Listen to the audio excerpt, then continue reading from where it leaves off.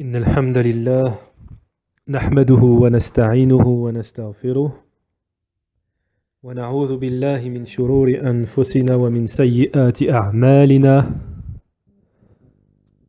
من يهده الله فلا مضل له ومن يضلل فلا هادي له وأشهد أن لا إله إلا الله وحده لا شريك له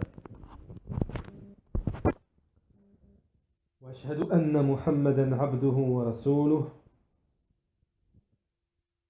يا أيها الذين آمنوا اتقوا الله حق تقاته ولا تموتن إلا وأنتم مسلمون يا أيها الناس اتقوا ربكم الذي خلقكم من نفس واحدة وخلق منها زوجها وبث منهما رجالا كثيرا ونساء واتقوا الله الذي تساءلون به والأرحام إن الله كان عليكم رقيبا إن الله كان عليكم رقيبا يا أيها الذين آمنوا اتقوا الله وقولوا قولا سديدا يصلح لكم أعمالكم ويغفر لكم ذنوبكم ومن يطع الله ورسوله فقد فاز فوزا عظيما ألا وإن أصدق الحديث كتاب الله خير الهدي هدي محمد صلى الله عليه وسلم وشر الأمور محدثاتها وكل محدثة بدعة وكل بدعة ضلالة وكل ضلالة في النار أما بعد طيب. Donc toujours dans l'explication du Kitab al-Tawhid du Cheikh al-Islam Muhammad ibn Abd al-Wahhab rahimahullah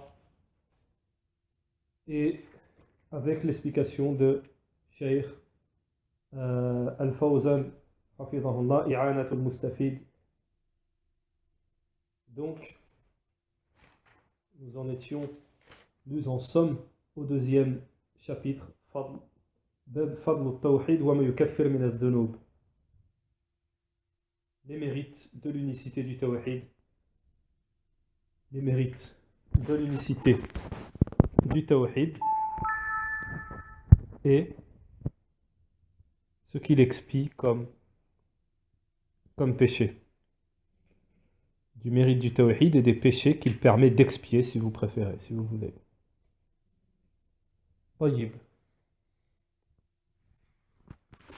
Donc, on avait expliqué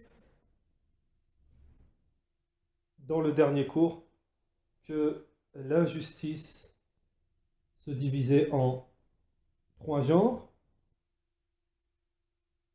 L'injustice qui est le polythéisme. La deuxième, l'injustice que l'on se fait à soi-même, que sont les désobéissances, les péchés. Et la troisième, l'injustice que l'on fait aux gens. Alors par rapport à ça, j'aurai plusieurs fawaïd, c'est-à-dire plusieurs questions profitables, intéressantes à ajouter. Alors tout d'abord, en ce qui concerne le premier genre, on peut se poser la question, et c'est pour ça que on peut se poser la question que la parole d'Allah Inna shirka la dhulmun azim, que le polythéisme est vraiment une immense injustice.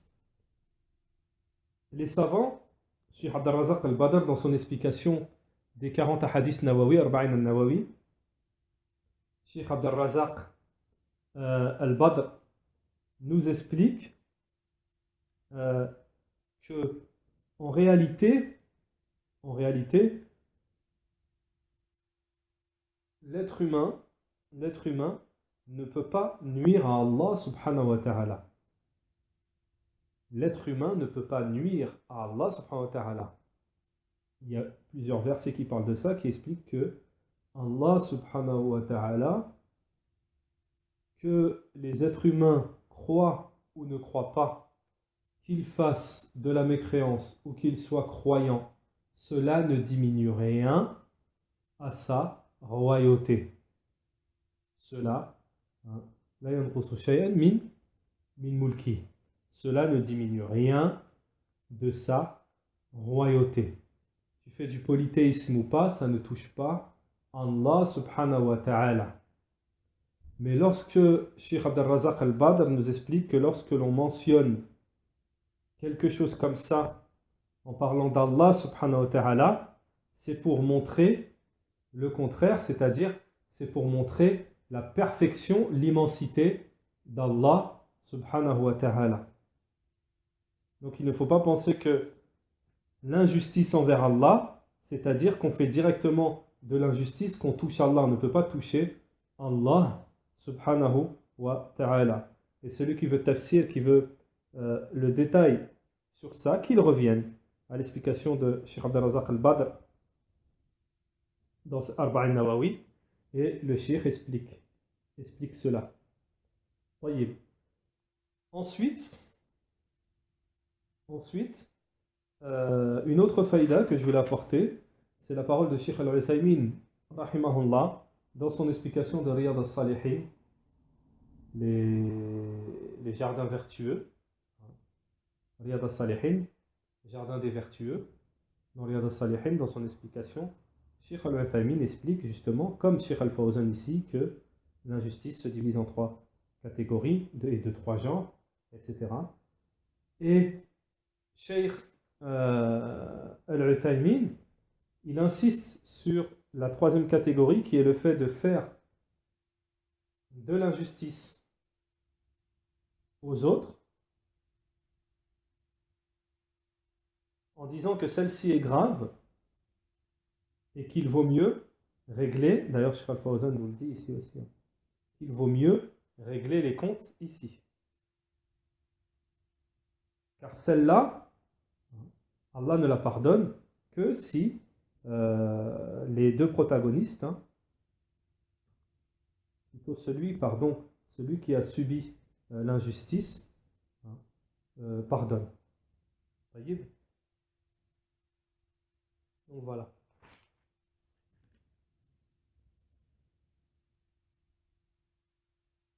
Ensuite, comme nous disait Cheikh al-Fawzan, il nous dit que rien ne sera, en ce qui concerne la 3e catégorie, on en était resté là. Cheikh al-Fawzan nous dit que rien ne sera laissé de la part d'Allah à la légère, même la brebis, la chèvre, etc., qui se sont fait de l'injustice avec leurs cornes, etc., même ça, il y aura un jugement le jour, même les bestiaux seront réunis, nous dit Cheikh al-Fawzan, et rien ne sera diminué entre les uns et les autres en ce qui concerne l'injustice. Yawm al-Qiyamah hatta bayna al-baha'im, le jour de la résurrection, et même les bestiaux seront réunis le jour de la résurrection. وَلَا يُقْتَصُّ بَعْضُهَا مِنْ بَعْضٍ ثُمَّ يَقُولُ اللَّهُ لَهَا كَوْنِي تُرَابًا. Puis Allah dira qu'ils deviennent, on parle des animaux, qu'ils deviennent poussière, terre. Et à ce moment-là, Cheikh al-Fawzan nous dit, le mécréant dira, traduction approximative, lorsqu'il verra cela, à ce moment-là, à ce moment-là, le mécréant dira, Ya laytani kuntu turaba. Oh, si j'aurais pu être, poussière. Si je n'aurais été que, si j'aurais pu être poussière.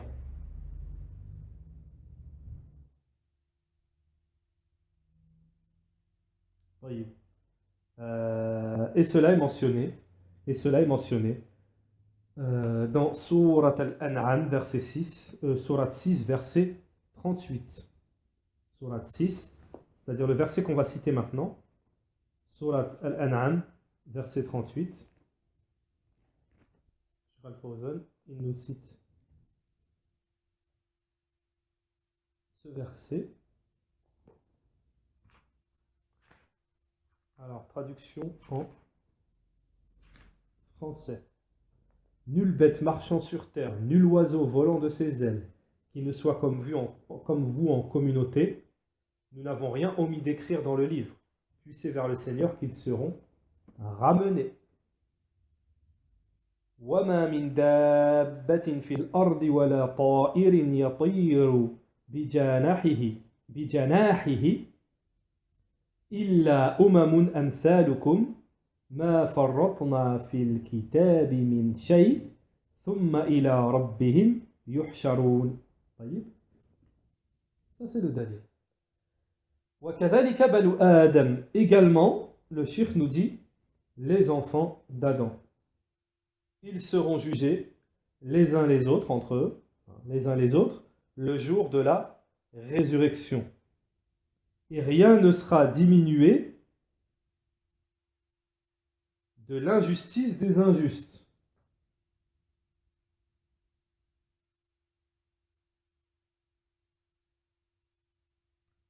وَلَا يُتْرَكْ مِنْ حُقُوقِهِمْ شَيْءٍ. Rien ne sera délaissé de leurs droits.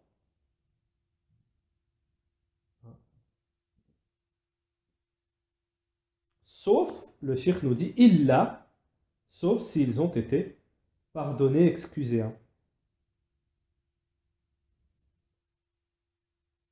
Alors ensuite, le cheikh nous dit, tandis que la deuxième catégorie, le deuxième genre, qui est le fait de se faire de l'injustice à soi-même. Bima duna shirk, fahadha taht mashiyatillah. Donc, en ce qui concerne le deuxième genre, qui est d'injustice, qui est le fait de se faire de l'injustice à soi-même, le cheikh nous dit,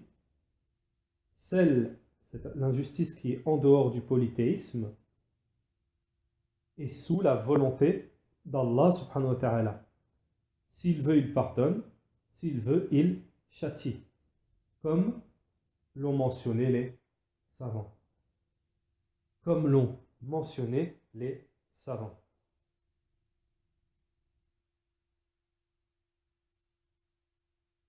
Alors le cheikh il nous dit on a trois genres ici. Il va récapituler en fait les trois genres.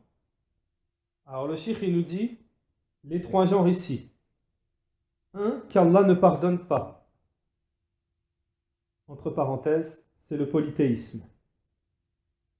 La yaghfiruhullah wa huwa shirk. Alors, une catégorie, celle qu'Allah ne pardonne pas, qui est le polythéisme. Une autre catégorie, celle dont Allah ne laisse rien, celle dont Allah ne délaisse rien.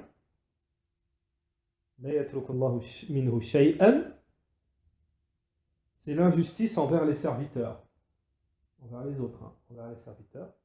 Donc, la deuxième catégorie, celle dont Allah ne laisse rien, c'est l'injustice envers les serviteurs.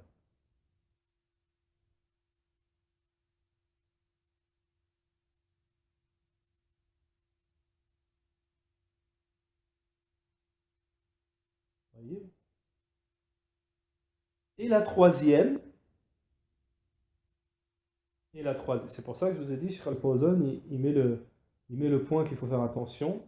C'est comme vous voyez, la deuxième, le fait de faire l'injustice aux autres, Allah ne délaisse rien de cela. S'il n'y a pas eu de pardon, etc., masmouha, entre les deux parties, là il y aura des comptes à rendre. Et la troisième nous dit, la troisième catégorie qui est sous la volonté d'Allah. S'il veut, il lui pardonne à la personne, s'il veut, il le châtie. Ça, ce sont les péchés, les désobéissances, en dehors du polythéisme. Ce sont les péchés, les désobéissances, en dehors du polythéisme. L'association, le shirk.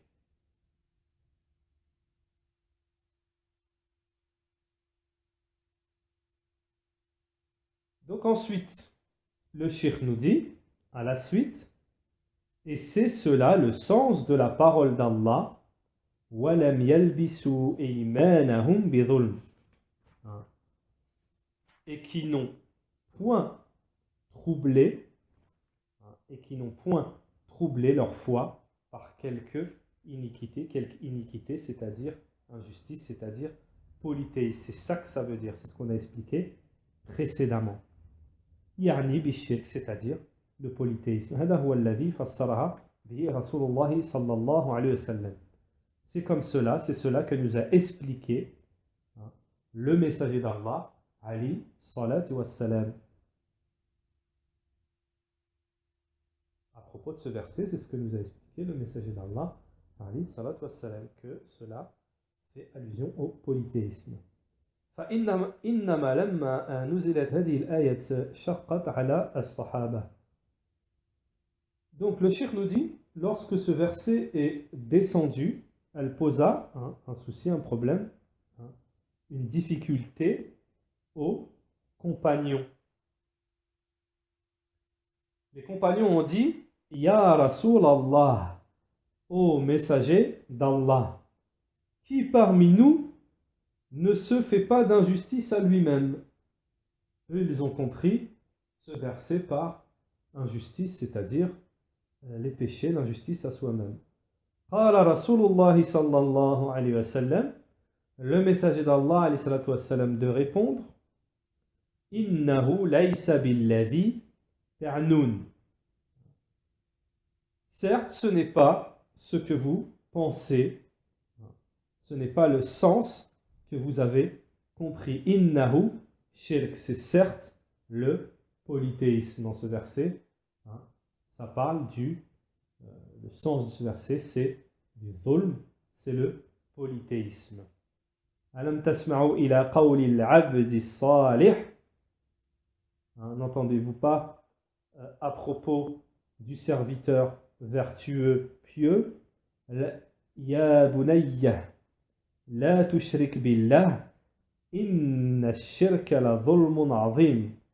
La parole d'Allah subhanahu wa ta'ala, dans la parole d'Allah dans le Coran, lorsque Allah dit, ô mon fils, la tushrik billah, n'associe pas à Allah. Certes, le polythéisme est une grande injustice. Voyez, c'est un autre dalil pour mentionner que le polythéisme, que l'injustice mentionnée dans ce verset et dans le précédent fait allusion au polythéisme. وقوله تعالى أولئك لهم الأمن. Donc toujours dans le même verset, le verset initial du chapitre. Et ceux qui ont cru et qui n'ont point troublé leur foi par quelque iniquité, ceux-là auront la sécurité et la guidée. Donc le cheikh nous dit, ceux-là auront la sécurité. Est-ce que cela signifie la sécurité absolue? C'est-à-dire qu'ils ne seront jamais châtiés, ou alors que cela signifie la sécurité non absolue, c'est-à-dire que s'ils sont châtiés, il faudra qu'après cela, ils entrent au paradis. Point d'interrogation de Shaykh Al-Fawzan. Donc le verset sous-entend deux explications. Le verset sous-entend les deux réponses en fait. Les deux explications, c'est-à-dire les deux réponses. Cela englobe ceux qui iront au paradis, ils auront la sécurité directe, ils iront au paradis directement, et ceux qui goûteront au châtiment, puis iront au paradis. وعلى كلا تفسيرين فالآيات تدل على فضل التوحيد. Donc, ce verset nous indique, selon ces deux explications, ce verset nous indique le mérite du tawhid. ce verset nous indique le mérite du tawhid. وأنه أمن من العذاب إما مطلقا إما يومن من عذاب المؤبد. Parce que cela, pourquoi? Cela nous indique ce verset le bienfait du tawhid. Parce que ou bien ils auront la sécurité absolue contre le châtiment, ou bien ils seront préservés du châtiment éternel. Donc dans les deux cas, il y a le bienfait du tawhid. فالآيات فيها فضل التوحيد. Donc dans le verset, il y a le bienfait du tawhid. Et que dans ce verset, Allah subhanahu wa ta'ala donne aux personnes, aux gens du tawhid, la sécurité en fonction de leur degré de tawhid. De leur degré de tawhid. Et ce n'est pas fini. Dans ce verset, il y a les bienfaits de l'unicité du tawhid pour les gens du tawhid et la sécurité en fonction de leur degré dans le tawhid et de leur préservation des péchés et des désobéissances.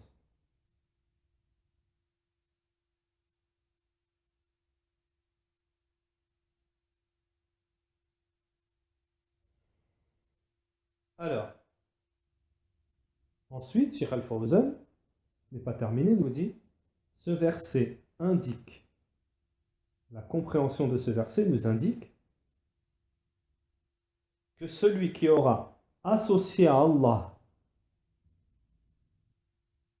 il aura mélangé son tawhid avec le shirk, ne sera pas en sécurité. Ce verset nous indique que celui qui aura mélangé, associé à Allah, mélangé son tawhid avec du polythéisme, ne sera pas en sécurité, wa'iyadun billah, qu'Allah nous en protège.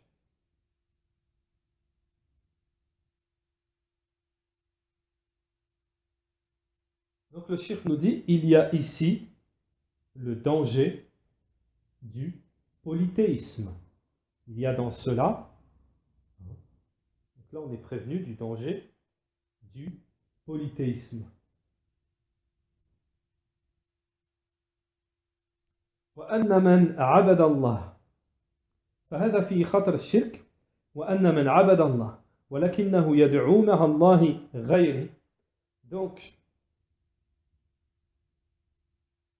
et que celui qui adore Allah mais qui invoque avec Allah d'autres que lui, et qui adore avec Allah aussi d'autres que lui, ويستغيث بالموتى, et qui demande le secours des morts, ويذبح لقبور, et qui sacrifie pour les tombes, ويطوف بالأضرحة, et qui circambule autour des mausolées,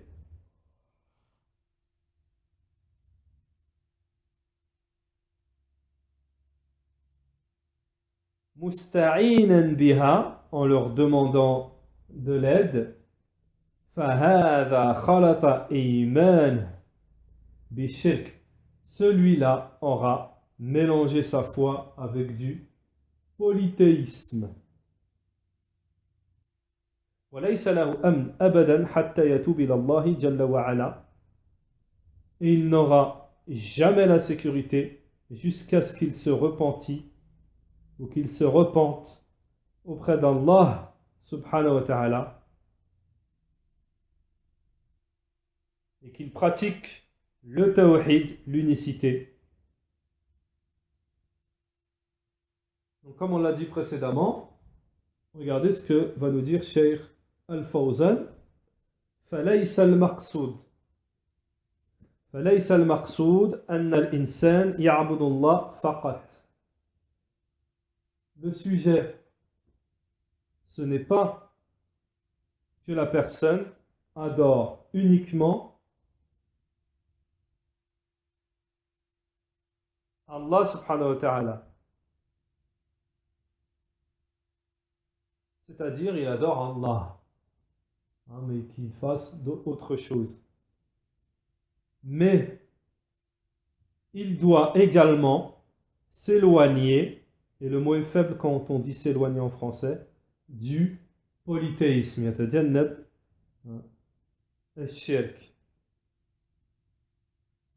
وإلا فالمشركون لهم عبادة.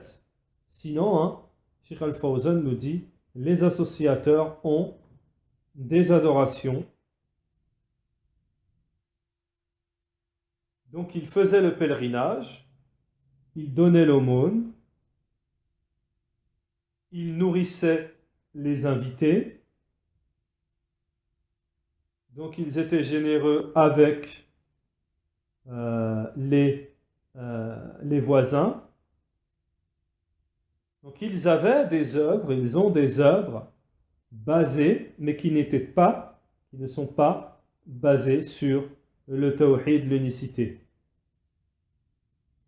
Donc bien entendu, cela, comme nous dit Cheikh Al-Fawzan, n'est que, en citant la parole d'Allah, Cheikh Al-Fawzan nous dit, cela n'est que poussière éparpillée.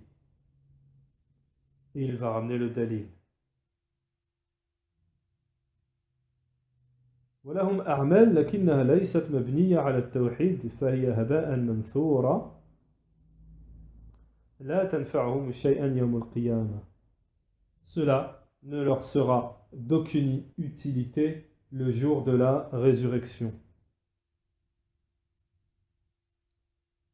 Et Cheikh Al-Fawzan nous mentionne la parole d'Allah, Sourate 25, verset 23, Sourate Al-Furqan, le discernement, verset 23. وَقَدِمْنَا إِلَى مَا عَمِلُوا مِنْ عَمَلٍ فَجَعَلْنَاهُ هَبَاءً مَنْثُورًا. Nous avons considéré l'œuvre qu'ils ont accomplie et nous l'avons réduite en poussière éparpillée. Et nous l'avons réduite en poussière éparpillée.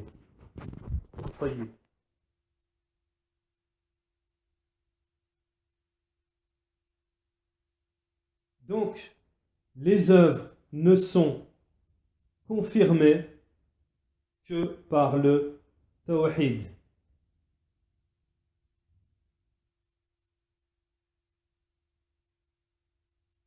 Nous dit le Cheikh Al-Fawzan, Madame hunak shirk, fal a'mal la qimata laha.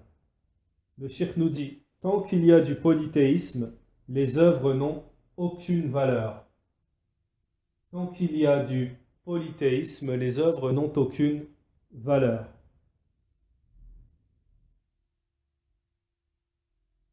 مهما أتعب الإنسان نفسه فيها طيب quelle que soit la fatigue, c'est-à-dire quelle que soit la fatigue qu'il se soit donné, que se donne à lui-même la personne, le shirk n'a aucune, les œuvres mélangées au shirk n'ont aucune valeur. وهذا يدلنا على فضل التوحيد. Donc regardez, on est dans le chapitre des mérites du tawhid et Cheikh nous dit, cela nous indique les mérites de l'unicité du tawhid. وأنه مؤمن من عذاب الله. Donc, comme quoi le tawhid, l'unicité, sécurise du châtiment d'Allah subhanahu wa ta'ala,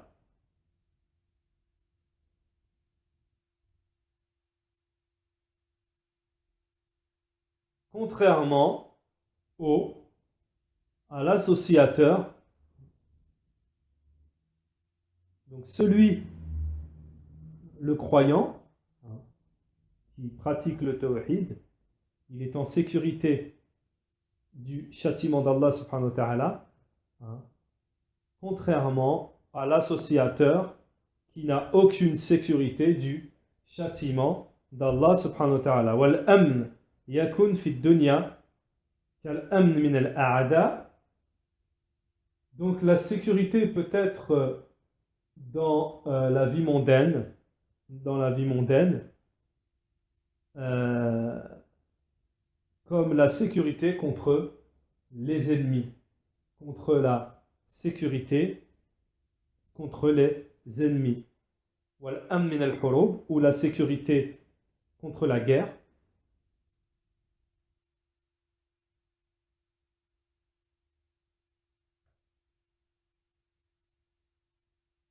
طيب.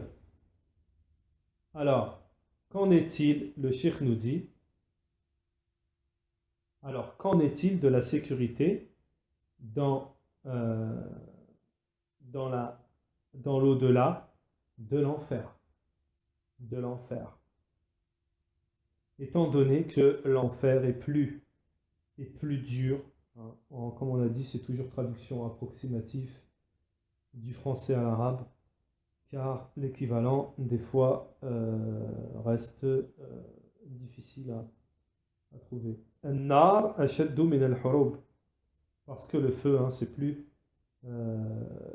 bien entendu dur que la guerre. Wa ashaddu min al-a'da, et bien entendu l'enfer aussi, le feu, c'est plus dur que les ennemis, c'est plus dur que tout, nous dit Cheikh Al-Fawzan. Wa ashaddu min kulli shay. Idha kana al-amn fi ad-dunya, donc lorsque la sécurité,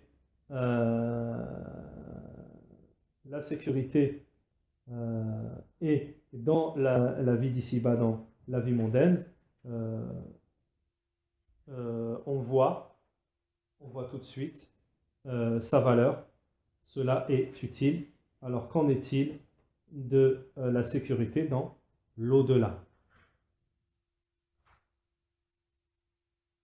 Ensuite, la suite du verset où Cheikh Al-Fawzan nous dit, donc en premier, la parole d'Allah, toujours le verset qui nous dit, on vient d'expliquer, ils auront, les gens du Tawhid, ils auront la sécurité, et ensuite Allah Ta'ala dit, et ils auront la guidée.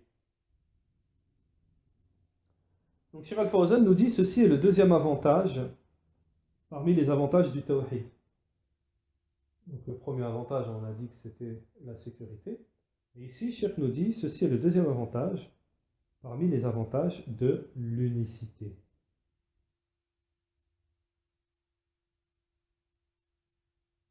وهي حصول الهداية للموحدين المخلصين لله. C'est-à-dire la procuration de la guidée pour les unificateurs, les gens du Tawhid al-Muwahhidin, et ceux qui sont sincères envers Allah, c'est-à-dire qui lui vouent un culte exclusif.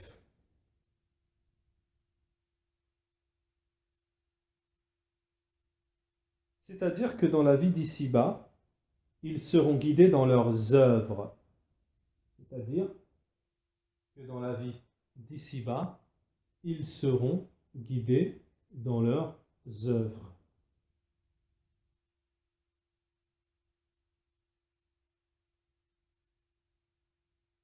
Alors attention, je fais une parenthèse, on ramène une faïda, on fait une parenthèse.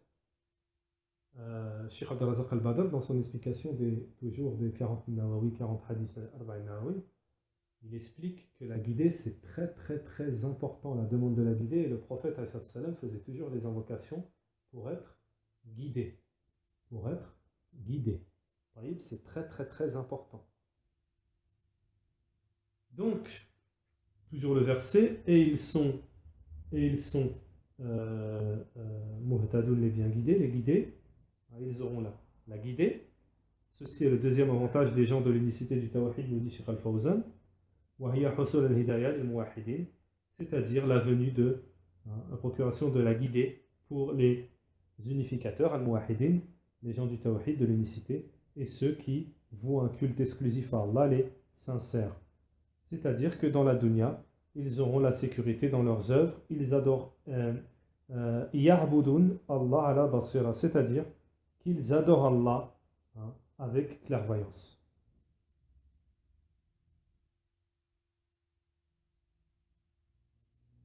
ils sont prémunis, protégés contre le polythéisme dans leurs œuvres. C'est-à-dire qu'ils sont protégés, nous dit le shir, ils sont protégés du polythéisme dans leurs œuvres. Ils sont aussi prémunis, protégés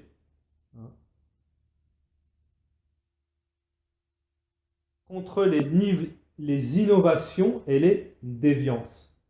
Ils sont aussi protégés contre les innovations et les déviances. Bikhilaf ahl shirk, ahli shirk. Donc, indépendamment, contrairement aux gens du polythéisme. فإنهم غير مهتدين في الدنيا. Les gens du polythéisme, les mouchriquins, ils ne sont pas guidés dans la vie mondaine, la vie d'ici-bas, et ils sont égarés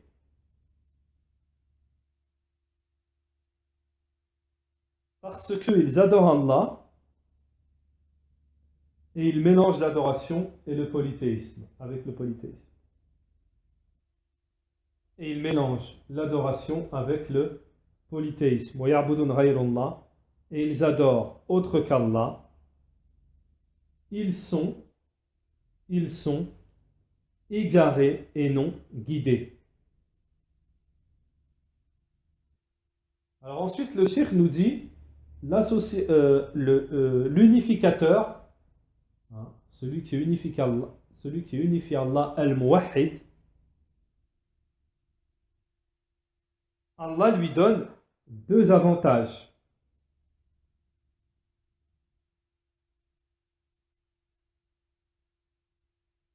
Le premier, la sécurité du châtiment. Le premier, la sécurité du châtiment.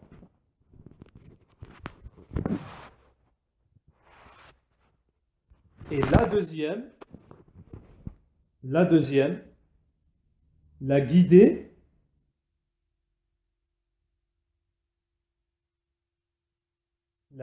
contre l'égarement.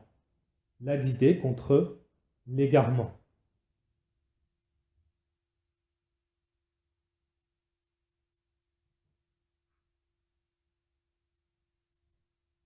C'est-à-dire qu'il adorera Allah avec clairvoyance, lumière et preuve. C'est-à-dire que le muwahhid, il adorera Allah, Allah lui donne ça, il adorera Allah avec clairvoyance, lumière et preuve. L'unificateur adorera Allah avec clairvoyance, lumière et preuve, tout en suivant la sunna du messager d'Allah, alayhi salatu wassalam. Tout en suivant muttabi'an li sunnati muttabi'an li rasul, alayhi salatu wassalam. Tout en suivant la sunna et le messager d'Allah, alayhi salatu wassalam, il avancera sur l'authentique chemin. Il avancera sur le chemin authentique.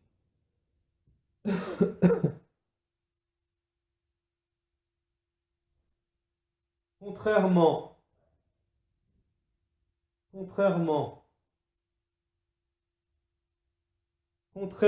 à l'associateur, il n'avance pas dans la guidée.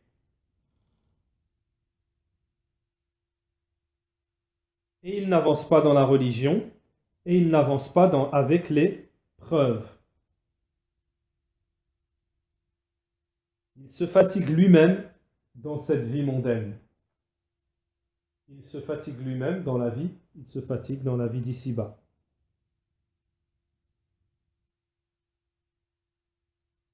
Tandis que, contrairement à l'associateur, qui n'est pas dans la guidée, et qui n'est pas dans la religion, et qui n'est pas dans les preuves. Il se fatigue lui-même, il se fatigue pour rien dans cette vie mondaine.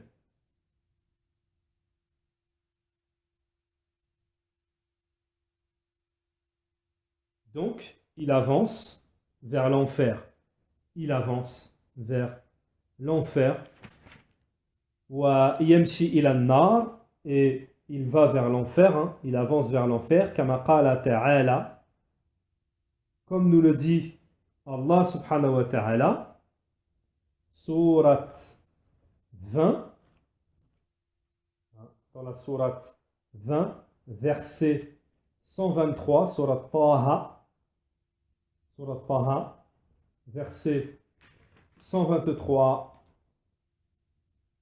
وَإِمَّا يَأْتِيَنَّكُم مِّنِّي هُدًى فَمَن تَبِعَ هُدَايَ فَلَا يَضِلُّ وَلَا يَشْقَى.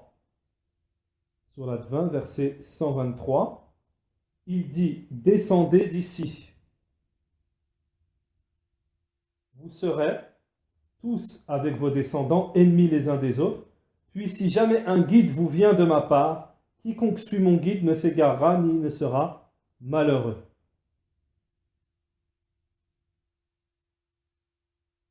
Et quiconque se détourne de mon rappel mènera certes une vie pleine de gêne, et le jour de la résurrection nous l'amènerons aveugle au rassemblement.